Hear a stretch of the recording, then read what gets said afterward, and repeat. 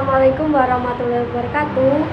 Perkenalkan, nama saya Emi Martiani dari kelompok 7 yang beranggotakan saya sendiri dan dua teman saya yang bernama Dwi Nurhidayati dan Bella Amelia akan mempresentasikan makalah kami yang berjudul Transplantasi Organ Tubuh. Untuk bagian yang pertama yaitu pengertian dari transplantasi organ tubuh.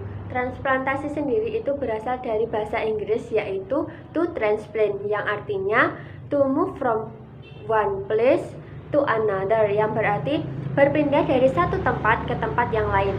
Menurut Kamus Besar Bahasa Indonesia, kata transplantasi mempunyai arti pemindahan jaringan tubuh dari satu tempat ke tempat yang lain, atau biasanya disebut dengan kata pencangkokan. Jadi, menurut bahasa, transplantasi itu pemindahan salah satu organ tubuh yang dimiliki seseorang ke tubuh orang lain. Organ tubuh sendiri itu mempunyai arti alat yang mempunyai tugas tertentu di dalam tubuh manusia. Bagian organ yang dimaksud untuk transplantasi itu bisa mata, ginjal, paru-paru, hati, pankreas, jantung, dan lain-lain. Sedangkan menurut istilah itu ada pendapatnya dari Undang-Undang Nomor 23 Tahun 1992 Pasal 1 Ayat 5 tentang kesehatan, yang berisi transplantasi itu adalah rangkaian tindakan kedokteran untuk pemindahan alat dan atau jaringan organ tubuh manusia yang berasal dari tubuh sendiri atau tubuh orang lain dalam rangka pengobatan untuk menggantikan alat atau jaringan organ tubuh yang tidak berfungsi dengan baik. Sedangkan menurut Noto Atmojo, transplantasi adalah tindakan medis untuk memindahkan organ atau jaringan tubuh manusia kepada tubuh manusia yang lain atau tubuhnya sendiri. Dalam dunia kedokteran, pencangkokan antara transplantasi itu diartikan sebagai pemindahan jaringan atau organ dari tempat yang satu ke tempat yang lain. Sedangkan menurut Kristiono, dilihat dari hubungan genetik antara donor dan resipien, ada 3 transplantasi, yaitu autotransplantasi, yang berarti transplantasi di mana donor resipiennya satu individu. Misalnya seseorang yang pipinya dioperasi untuk memulihkan bentuknya lagi, diambilkan daging dari bagian badannya yang lain dalam badannya sendiri. Yang kedua, homotransplantasi, yakni transplantasi itu donor dan resipiennya individu yang sama jenisnya.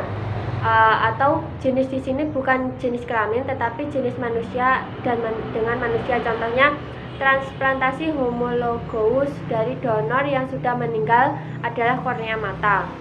Yang ketiga, heterotransplantasi ialah donor dan resipiennya 2 individu yang berkelainan jenisnya. Misalnya transplantasi yang donornya adalah hewan.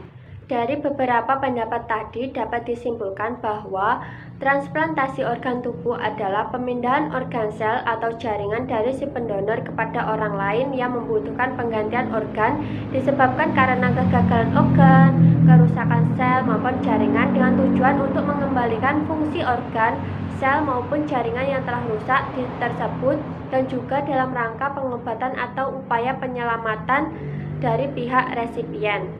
Transplantasi merupakan upaya terbaik untuk menolong pasien yang mengalami kerusakan organ tubuh dan menggantikan dengan organ tubuh dirinya sendiri atau organ tubuh orang lain. Selanjutnya, di sini saya akan menjelaskan tentang jenis-jenis transplantasi dari segi pemberi donor. Yang pertama, transplantasi dengan donor hidup, yaitu tindakan pemindahan organ tubuh manusia kepada seseorang. Bagian tubuh manusia yang memungkinkan untuk dipindahkan ke orang lain meliputi ginjal, hati, paru-paru, jantung, dan jaringan.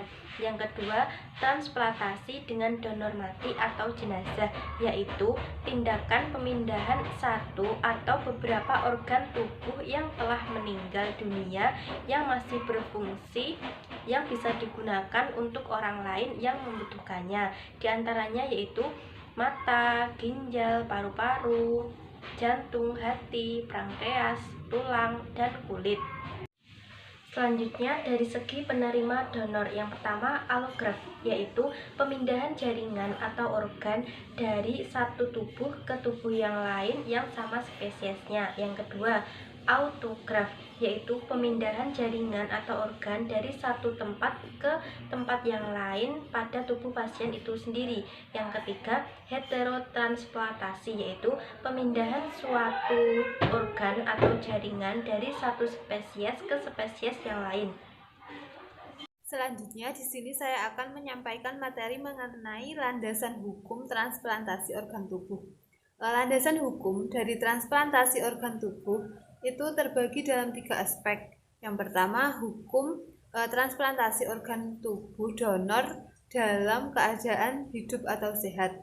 Kemudian yang kedua, hukum transplantasi organ tubuh donor dalam keadaan koma, dan hukum transplantasi organ tubuh dalam keadaan telah meninggal. Yang pertama yaitu hukum transplantasi organ tubuh donor dalam keadaan hidup atau sehat. Ini apabila diambil dari orang yang masih sehat, maka hukum dari donor tersebut adalah haram sesuai dengan firman Allah Quran Surat Al-Baqarah ayat 195 yang artinya, dan janganlah kamu menjauhkan dirimu sendiri ke dalam kebinasaan. Jadi ayat tersebut mengingatkan agar jangan gegabah dan ceroboh dalam melakukan sesuatu, tetapi harus memperhatikan akibat dan kemungkinan dari sesuatu yang kita perbuat tersebut. Selanjutnya yaitu hukum transplantasi organ tubuh dalam donor keadaan koma. Melakukan transplantasi organ tubuh donor dalam keadaan masih hidup meskipun dalam keadaan koma, maka tetap haram hukumnya walaupun menurut dokter bahwa si pendonor itu akan meninggal. Seperti yang tertera dalam hadis Nabi Muhammad SAW yang artinya tidak boleh membuat mudarat pada diri sendiri dan tidak boleh pula membuat mudarat pada diri orang lain.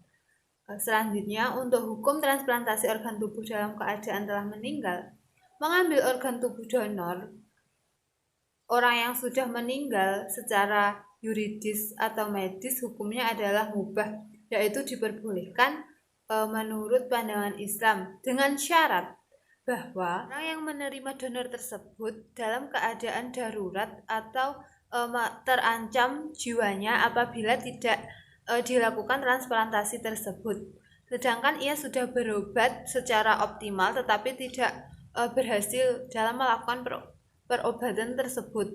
Selanjutnya, berhubungan dengan hukum yang telah diterangkan tersebut, maka terdapat 2 pandangan umum mengenai hukum transplantasi organ tubuh manusia, yaitu yang pertama pandangan hukum yang menentang dan juga pandangan hukum yang mendukung. Yaitu ada beberapa ulama yang menentang mengenai hukum transplantasi organ tubuh ini.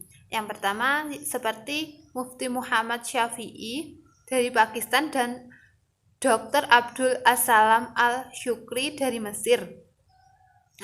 Beliau mengatakan bahwa dengan 3 prinsip yang dia sampaikan, bahwa kesucian hidup atau tubuh manusia adalah amanah, dan praktek tersebut bisa disamakan dengan memperlakukan organ tubuh manusia sebagai benda atau material.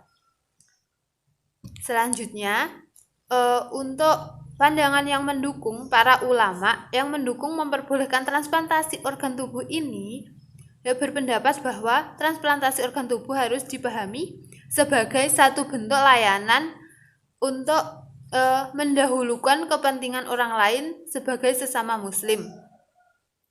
Adapun dalil-dalil yang dapat dijadikan dasar dalam memperbolehkannya transplantasi organ tubuh manusia ini yaitu dalam Al-Quran Surat Al-Baqarah ayat 195